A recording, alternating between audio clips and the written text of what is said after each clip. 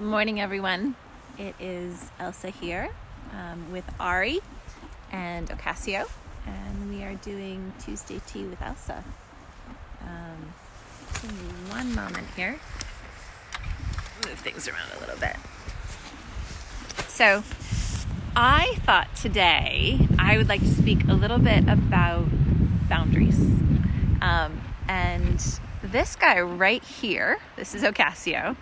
He is a little bit of my inspiration for talking about boundaries. You see that Ari here is my leader in this herd. And Ocasio here is constantly bumping up against him. And what he's doing is he's looking for boundaries. He does this in every herd he's ever been in. He bounces around like a pinball, and he's looking for someone else to set boundaries for him.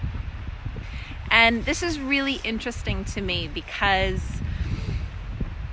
I'm doing a type of training where I want horses to set their own boundaries, and I want horses to know how to behave in a social setting without having somebody else always setting their boundaries for them. And this is an interesting subject. I often question myself, is it fair? Is it fair to ask horses to set boundaries for themselves?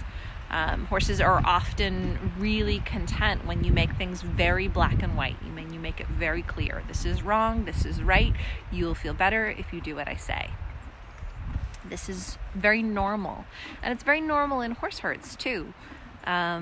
Even the wild herds that I have watched out on the range, there's a real sort of black and white clarity around dominance type training.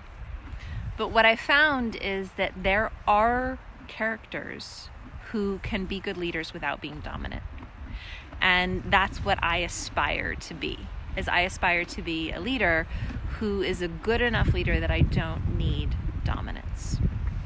So when I am teaching clinics, a lot of times we joke about what we call the dominance addicted horse. And that's the horse that does not know how to feel better until you push them around a little bit, until you tell them what to do, where to stand, how to be, and then they give a great big sigh of relief and they feel better.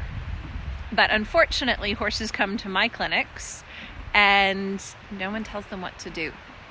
And sometimes they feel really bad for a while. Their stress gets really high with nobody telling them what to do. And it's quite problematic. Freedom-based training is really designed to be done at home in your home paddock and then bridge out from there, explore the world after you've built the tools. But when I go and teach clinics, obviously we're teaching the tools in a less than home environment. It's a new environment. It's some strange barn, some strange situation. So this idea of boundaries is something I think about a lot. This guy, Ocasio, really helps me think about boundaries. I haven't done a lot of freedom-based training with him. He is a horse that my daughter picked out.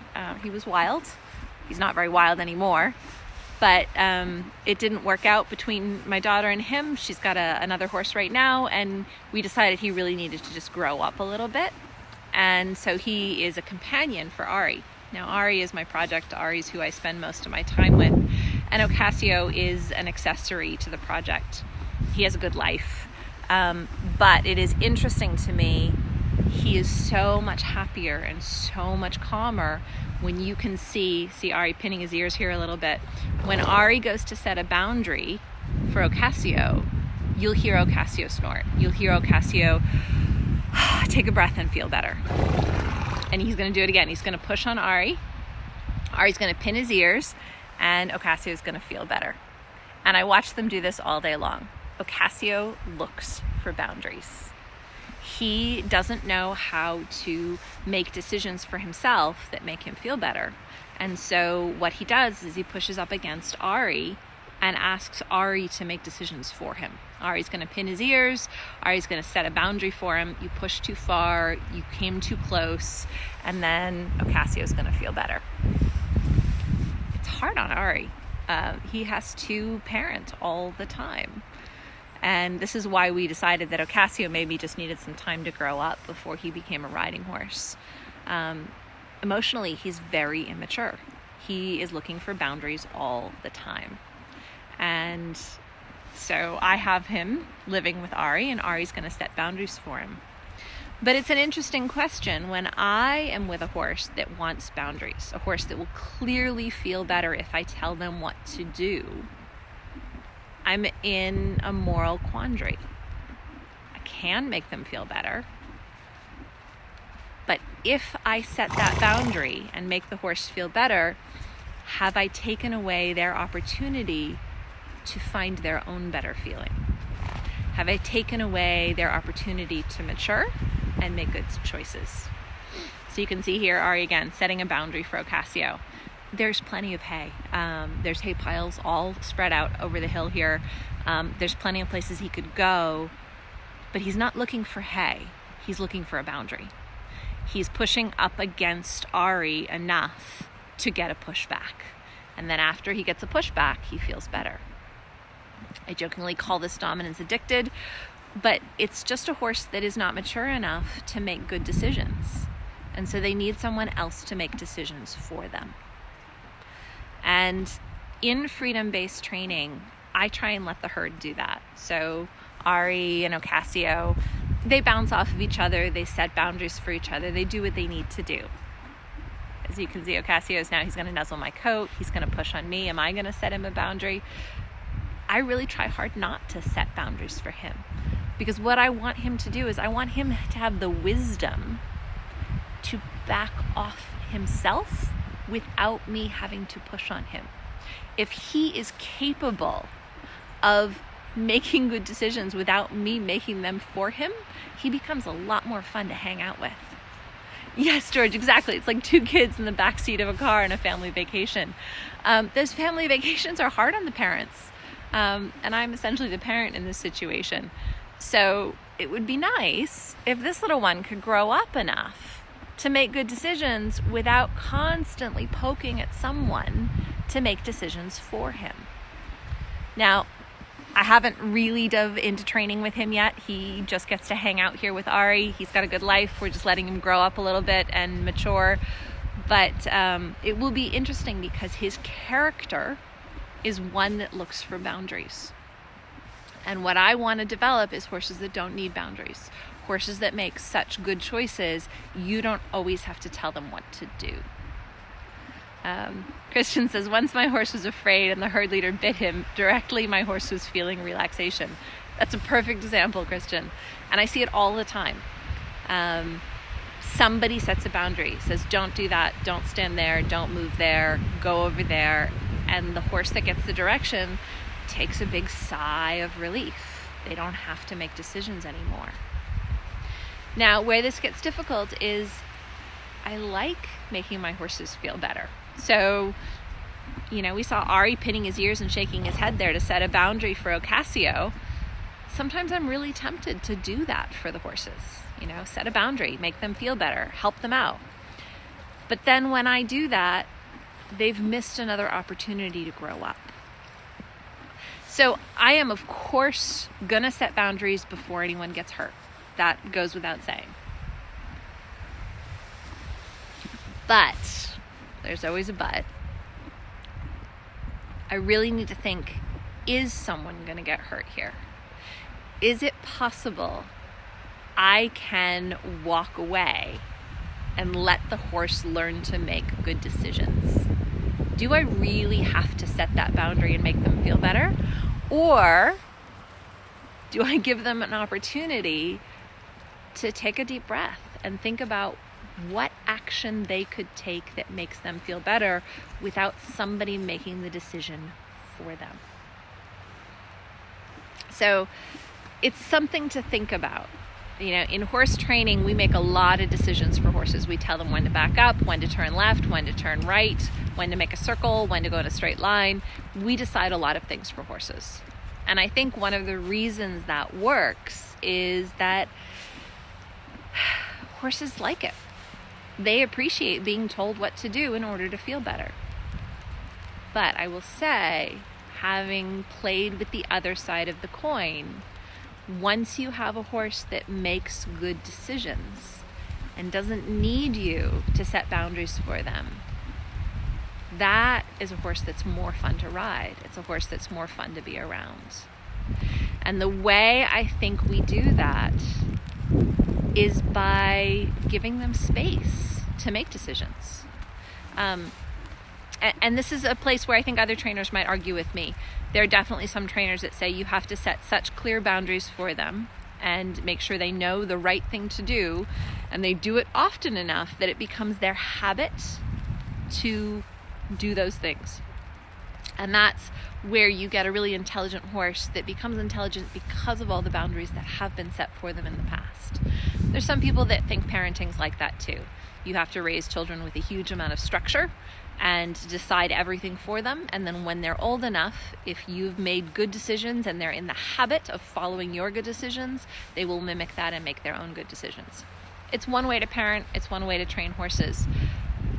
I prefer to give horses a little bit more space.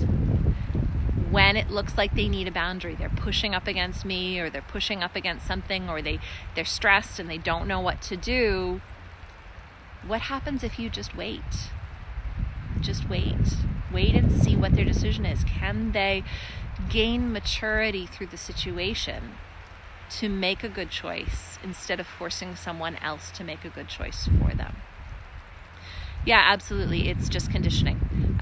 There are ways to condition ourselves in good patterns so that we have good habits. And I really don't think there's anything wrong with that. If the end result is a good life and good friendships and, happy relationships and all of that, it's one way to do it. My preference would be to give the horses a little bit more freedom of choice, as long as nobody's going to get hurt. Obviously, if someone's going to get hurt, I will step in and set a boundary before there's any real danger. But if no one is going to get hurt, I would suggest you give the horses some space to make choices. See if they can figure out healthy things to do that makes everybody want to be with them, instead of pushing on each other or pushing on you so much that everybody has to make decisions for them.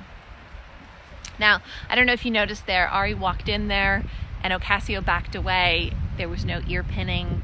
I'll have to watch the video back to make sure I saw that correctly. But as I saw it, Ocasio actually decided to give Ari a little bit of space without needing him to be pushed.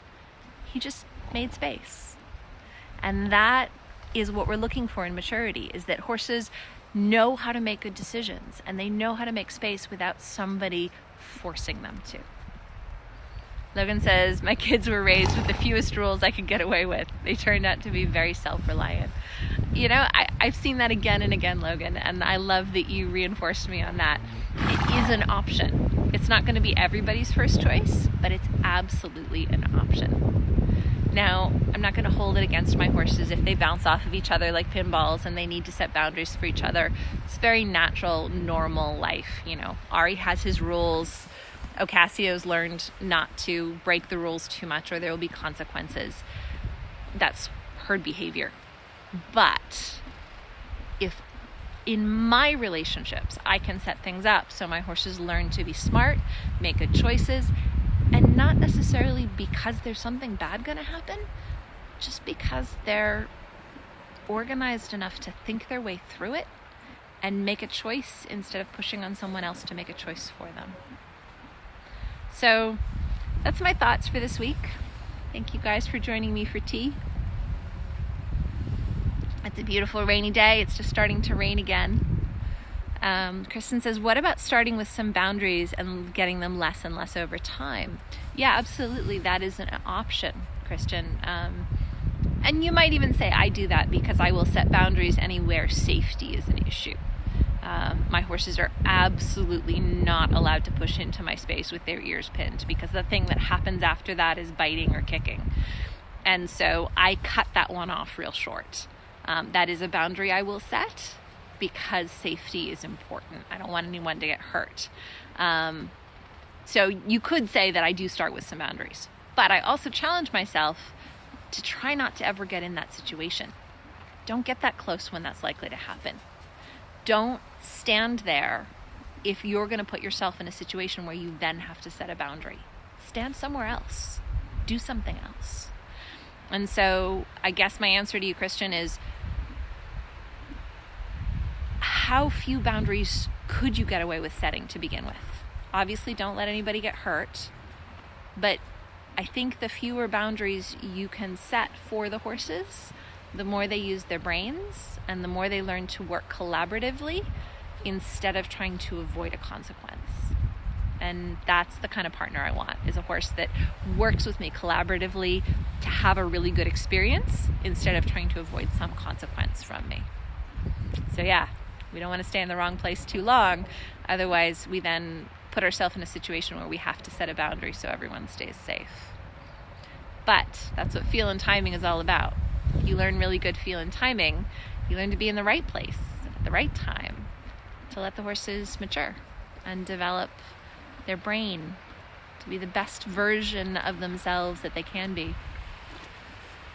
This guy back here is perpetually nudging me, which is hilarious. We're going to point the camera at him for a moment. He is growing up slowly, and I'm trying to give him the best space that he can have to become mature. He'll grow up at his own pace. So thank you guys all for joining me for tea, and I will see you next week on Tuesday. If you guys have anything you want me to talk about, please drop it in the comments or write me an email or let me know.